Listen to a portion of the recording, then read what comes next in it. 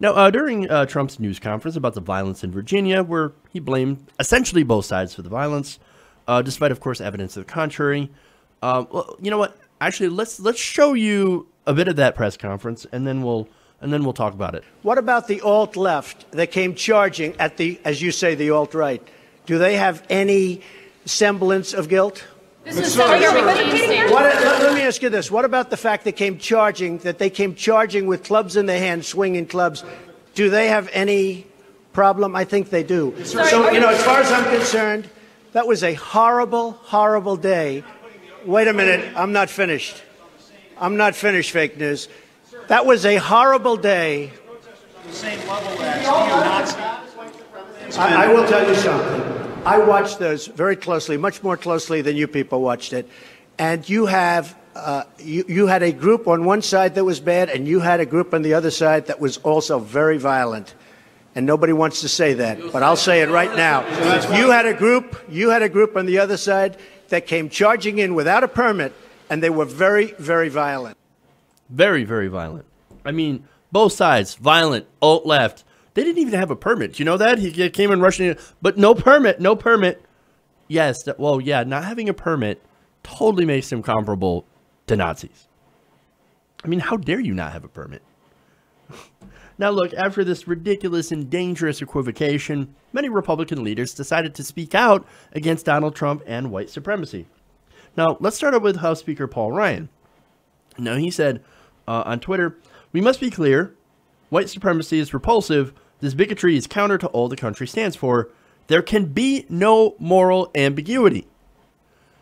Now, that is very important. He's saying, dude, do not equate the two sides. This is not ambiguous. Okay? One side was clearly in the wrong. Clearly in the wrong. There is no moral ambiguity. He did not stutter, although I probably did.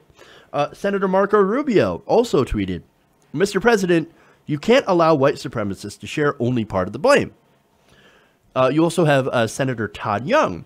He said, "This is simple. We must condemn and marginalize white supremacist groups, not encourage and embolden them." Also saying, what you're doing, Mr. Trump, Mr. President, is you are giving them a pass and you are emboldening them. Stop. Call them out. And don't just blame part of the violence on the so-called alt-left. You cannot equivocate. That's pretty clear. Again, little Marco. He's saying, we know whose fault it is. It's not both people. Okay? It's the fault of the people who literally hate others because they're different. They did not stutter. They're talking about false equivalence. Now, also, you had House Majority Whip Steve Scalise. Now, Scalise is in rehabilitation after being shot during a congressional baseball practice, right? And he was shot by somebody who was a deranged left-winger. I've talked about that story as well, and how he doesn't represent the left. Now, Scalise says, "I was clear about this bigotry and violence over the weekend, and I'll repeat it today. We must defeat white supremacy and all forms of hatred." There's more. Representative Charlie Dent. He was very, very clear towards Trump. And he said, at POTUS must stop the moral equivalency.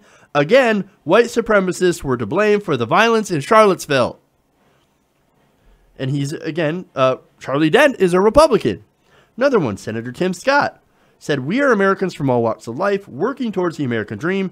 Nowhere in that dream is there room for racism."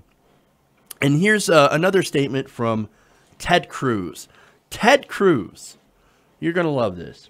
He said, "The Nazis, the KKK, and white supremacists are repulsive and evil, and all of us have a moral obligation to speak out against the lies, bigotry, anti-Semitism, and hatred that they propagate. Having watched a horrifying video of the car deliberately crashing into a crowd of protesters, I urge the Department of Justice to immediately investigate and prosecute this grotesque act of domestic terrorism." This is Ted Cruz, and I agree with him 100%. And I actually think that was an incredibly strong statement. And you know what? I'm going to give more credit to Republicans. I know this is a weird fucking day. I'm going to give credit to Jeff Sessions. Jeff Sessions, what the fuck? Jeff Sessions and the Department of Justice, they're doing exactly that. They're looking into this act of domestic terrorism. They're actually taking steps now to look into this. So here you have the Republican Party, a lot of important big Republican names, even people in his own administration, they're not able to defend Trump. And how could you? What he said is completely indefensible. I mean, how much more is it going to take for the entirety of the Republican Party to turn against him? You can't go much lower. I mean, he's already said some of the most hideous things. How much further do you have to go?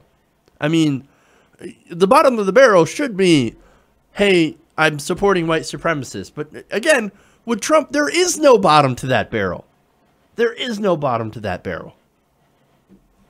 He's giving cover to white supremacist groups by blaming Black Lives Matter, Antifa, and the alt-left. They're equating a small group of counter-protests to the KKK, white nationalists and neo-Nazis. And of course, his allies are like, yes! His allies in the white supremacist community. And many posted their thoughts on a social media site called Gab. Now, that is, of course, nicknamed the Twitter of the alt-right. So here you've got Breitbart, which is the publication of the alt-right, and now you have their own Twitter. Okay. Now, one user wrote, "This is more like it," in response to his press conference on yesterday. Another one said, "Trump came through for us." Another one said, "I was fist pumping." If it's not fairly clear already, the message has been received and has been received enthusiastically. See, here's the thing, right? So Republicans in the past, a lot of them used a dog whistle, right? Now you have Donald Trump, who is such an idiot that he's not using a dog whistle. He's using a human whistle. Everybody can hear it. It's pretty loud and clear. And it's absolutely grotesque. And it's so bad that it's gotten people like Paul Ryan and Ted Cruz. Can you believe I'm actually agreeing with Ted Cruz when I'm actually going and defending Ted Cruz and praising something that he said? Can you believe it? Can you believe it? This is how fucked up our nation is today. That we have a president right now that is allying himself with white supremacists. I couldn't have imagined that. I couldn't have imagined that. So, look, hey, man, that's the reality we're living in. And I got to give credit to these Republicans for actually coming out and doing and saying the right thing. They're not equivocating on this. Okay, there is no false equivalence here when it comes to the statement from Ted Cruz.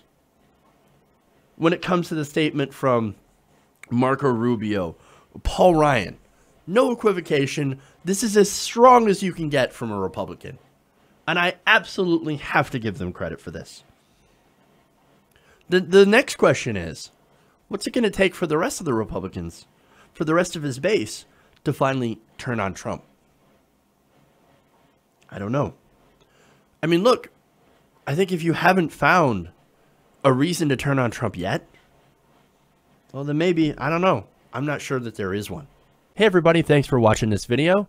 If you want to see more like this, please hit the subscribe button below. And if you want to support truly independent progressive media, please consider becoming a patron at patreon.com/TYTNation.